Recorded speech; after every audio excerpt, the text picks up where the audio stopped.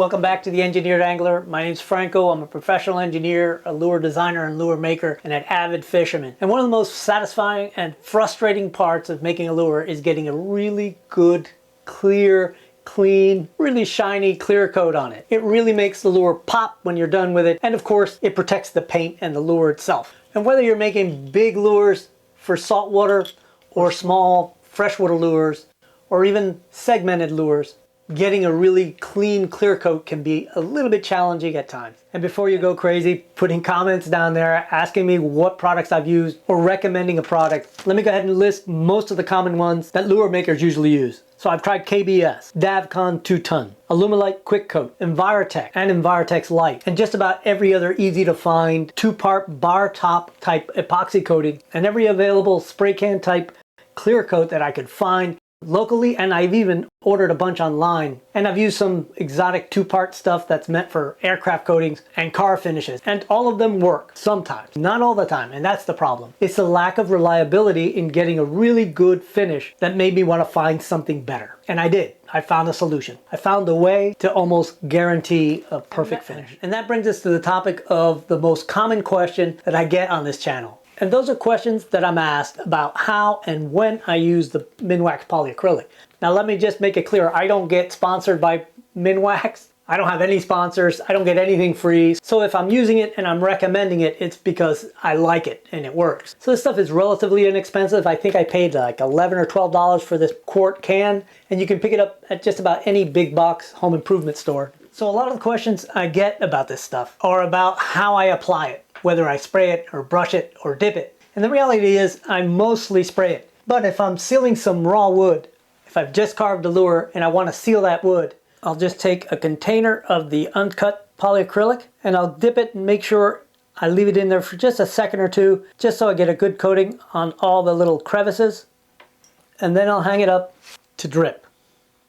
But the most common way I use it is as a paint sealer or a mid coat. You might even think of it as a primer. And using it that way has solved all my clear coat issues. By spraying a couple of coats of the polyacrylic over the paint job, it pretty much guarantees that no matter what kind of resin you use to clear coat it, that clear coat is going to bond and coat it evenly. So far, I haven't found a surface that won't accept the polyacrylic or a clear coat that doesn't do well on top of the polyacrylic. So that brings us to the final topic here, which is refinish. And a lot of folks ask me what they should do to prep the surface to refinish a lure. In other words, if you've got a lure that already has a clear coat on it and you're afraid that it's a little bit fouled, you don't want to go directly over it with another clear coat, or maybe you're going to add a little bit of paint and then clear coat it. And in those cases, what I like to do is I like to take a little bit of steel wool. This is 4/0 grade, and I'll give it a light depolishing, basically. It's not even really sanding. It's just a depolishing of that original clear coat. Now this lure already has a lot of tooth marks, and I'm not sure you'll be able to see, but it also has some hook rash on it, and I'm trying to make it look a little better. So I'm going to go ahead and give this thing a good rub down. And at that point you can either paint and then polyacrylic, or just polyacrylic over this little bit of a sanding. And I think you can see how that's gone matte.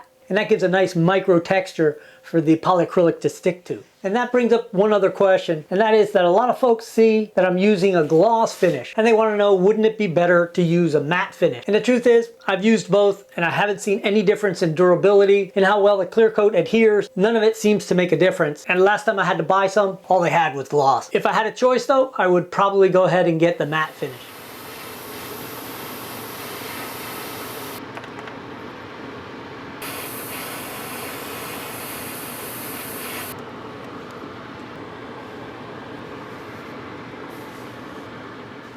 All right, don't judge me on this paint job. This is a lure that I took out of the dustbin to repaint, just to show you how I apply the polyacrylic and then the clear coat. All right, so to prepare to spray that lure, I need to thin the polyacrylic. And to do that, I need some distilled water and a measuring cup, either in milliliters or in ounces. I'm going to go ahead and mix up a total amount of 100 milliliters. So that means I'll put in 85 milliliters of polyacrylic and 15 milliliters of distilled water. All right, so I've got this little plastic measuring cup and it's got the milliliters on the side. It's difficult to see them, so I've placed a little line at 85 milliliters. And I'll just fill it with polyacrylic to the line. And now I can just pour in enough water to hit the 100 milliliter line. And I'll just stir it up, making sure I don't spill the doggone stuff. And then I'll pour it into my container that I usually keep this stuff in. So I'll just pour it in here and blend it up a little bit, and we're ready to spray. All right, so before I do anything else to this lure, I'm gonna go ahead and wipe it down with some alcohol. And this is just regular isopropyl alcohol. I like to buy the most concentrated rubbing alcohol I can find. All right, and then it's just a matter of using a clean airbrush, and it doesn't take a whole lot to give this thing a couple of coats.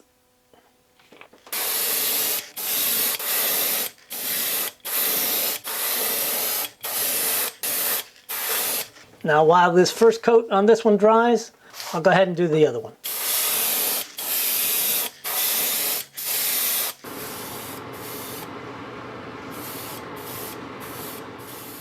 All right, so I'll let this first coat dry for about 5 minutes. Then I'll give them another second coat, about as thorough. And then I'll let it dry for about 20 to 30 minutes before I actually do the clear coat. So let me go ahead and get the second coat of polyacrylic on, and then I'll show you how I clean the airbrush. All right, so this stuff is water-based, so it's not too difficult to clean up. But I found that if you don't clean it with some kind of a solvent, it will leave a residue and make everything kind of sticky inside. Your trigger gets sticky and the needle gets a little sticky. So what I like to do is rinse out the cup first. And I'll just use water and a brush just to brush out all the parts.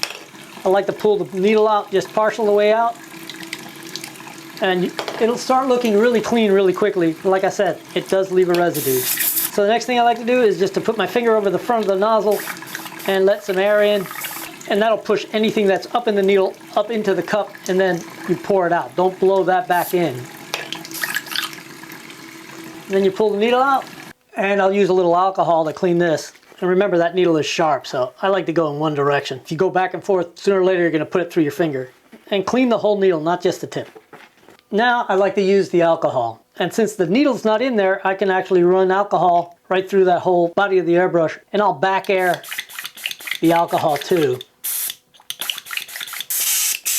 It does take a little bit extra of the alcohol to get it good and cleaned out. Now, if you don't mind using acetone, acetone makes a little quicker work of it. But that's it. It's just a matter of putting it back together, and it's ready to be used next time.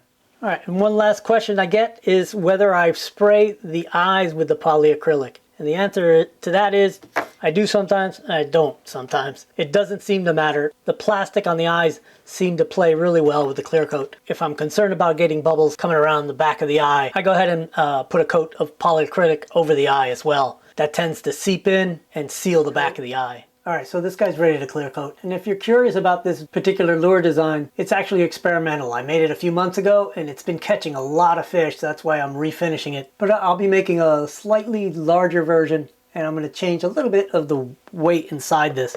And maybe I'll make a video of it.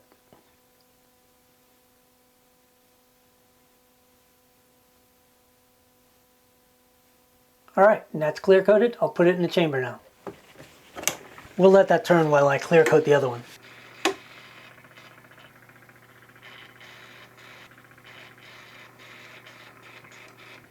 All right, this one's ready for the chamber too. All right. I'm gonna go ahead and let that turn for about 5 minutes before I turn the lights on, and then I'll be able to show you the results in about 45 minutes.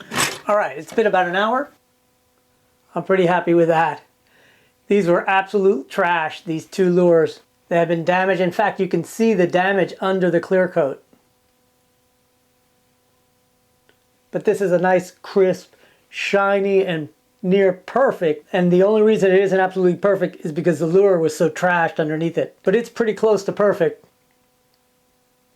I'll leave you with some close-up shots of both of them at the end. But first, I want to clarify a couple of details about using the polyacrylic. When you're thinning it, 15% by volume of the distilled water. Now that number comes directly from Minwax. I found it online somewhere and they said maximum of 15%. So keep it to 15% or less. In fact, you can try just spraying without thinning it at all. It will spray, but it's a little gloopy and I prefer to thin it. The other thing is the drying time. Between coats, 5 minutes is fine. Now I know I said 20 to 30 minutes. on drying time before you clear coat, better to go a little longer, but you don't have to go any longer than an hour to 2 hours. And if you want to hurry things up, you can put the lure in a warm spot. I like to put it in my old toaster oven at the lowest setting, which is about 125 degrees Fahrenheit. Anyway, I hope that answers all your questions, and I hope you're all comfortable trying this out. I don't think you're going to be disappointed. Don't forget, if you want to support the channel, you can check out everything I use in my Amazon store, and there's a link to that in the description. And if you want to help me kind of grow this community and grow the channel,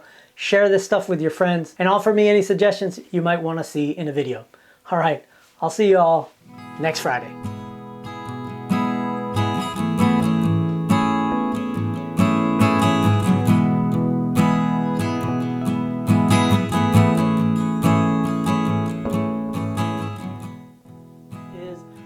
Okay, Google, how many ounces in 100 milliliters? 100 miles is equal to 1.409 times 10 to the 16 fluid ounces.